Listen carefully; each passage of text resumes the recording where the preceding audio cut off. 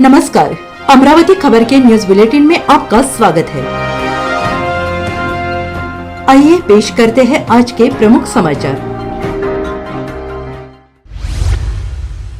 किसी काल में सोने की चिड़िया से हमारा देश जाना जाता था, पर निर्भया रेप कांड और अब कलकत्ता में हुए एक विद्यार्थी डॉक्टर पर हुए बलात्कार तथा हत्या के चलते कहीं हमारा देश बलात्कार की वजह से विश्व भर में बलात्कारी से जाना जाने की ओर बढ़ रहा है। हमें इस देश के जिम्मेदार नागरिक होने की भूमिका निभानी होगी। जैसे ही ऐसी कोई दुर्भाग्यपूर्ण घटना होती है, हमारे देश में सबसे पहले उसका राजनीतिकरण शुरू हो जाता है। हाल ही में एक सांसद की बेटी की भी उसी के कॉलेज में कैंपस में निर्मम हत्या की गई थी, जिसके सभी सबूत मौजूद थे, पर फिर भी लाचार न्यायपालिका और धीमी गति से होने वाली कोर्ट प्रक्रिया के चलते गुनहगार को सजा देने में देरी होती है। जिस परिवार की बेटी पर अत्याचार होता है, उस परिवार के सामने हर दिन एक सवालिया निशान रहता है कि क्या उनकी नाजों से पाली उस बेटी को कभी न्याय मिलेगा, या कोर्ट की ठोकरों के बीच उनकी उम्मीदों पर भी पानी फेर दिया जाएगा। बड़ी ही खेदजनक बात है कि कुछ ही दिनों में हम ऐसी घटनाओं को भूल जाते हैं और अपने काम पर लग जाते हैं।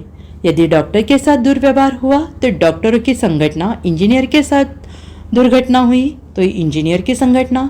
खेद की बात यह है कि अपने को क्या करना, हमारी ये मानसिकता से हमें बाहर निकलना होगा, क्योंकि क्या पता कल किसकी बेटी का नंबर हो। बलात्कार न केवल एक गंभीर अपराध है, बल्कि यह समाज की संवेदनशीलता और नैतिकता पर भी सवाल खड़ा करता है। इस जघन्य अपराध की रोकथाम के लिए केवल कानून ही नहीं, बल्कि समाज के सभी वर्गों का जागरूक और सशक्त होना आवश्यक है। बलात्कार की रोकथाम का सबसे महत्वपूर्ण कदम है कि समाज में लैंगिक समानता और सम्मान की भावना को बढ़ावा देना। इसके लिए शिक्षा की महत्वपूर्ण भूमिका है। स्कूलों और कॉलेजों में यौन शिक्षा को शामिल किया जाना चाहिए, ताकि युवाओं को सही और गलत के बीच का अंतर समझाया जा सके।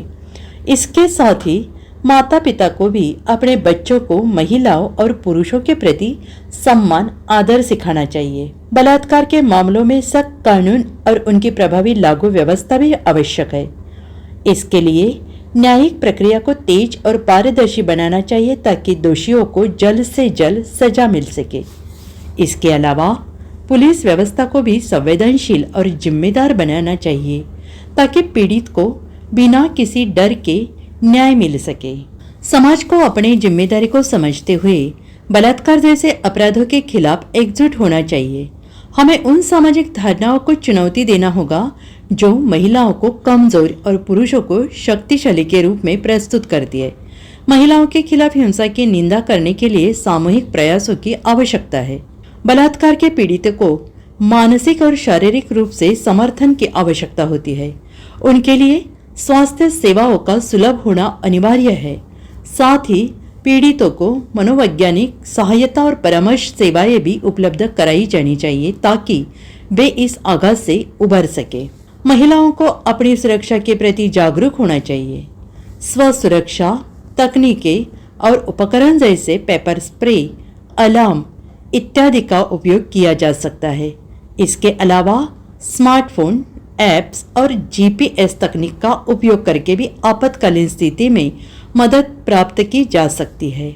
बलात्कार की रोकथाम में जनभागीदारी और सामुदायिक प्रयास भी आवश्यक है। हमें अपने आसपास के माहौल को सुरक्षित बनाने के लिए सामूहिक प्रयास करने होंगे। यह सुनिश्चित करना है कि महिलाएं अपने कार्यस्थलों, स्कूलों और सार्वजनिक स्थानों पर सुरक्षित महसूस करें। हमारी सामूहिक जिम्मेदारी है। जात पात धर्म समुदाय के चक्रव्यूह से बाहर निकलना होगा। राजनेताओं को धर्म की राजनीति छोड़ इंसानियत के बारे में सोचना होगा। प्रशासकीय अधिकारी तथा राजनेताओं के सल्लागारों को जरा गहराई में जाकर निर्णय लेने होंगे। चाटुकारिता से परे उठना होगा। प्यारे देशवासियों, बलात्कार की रोकथाम के लिए समाज में बदलाव की आवश्यकता है।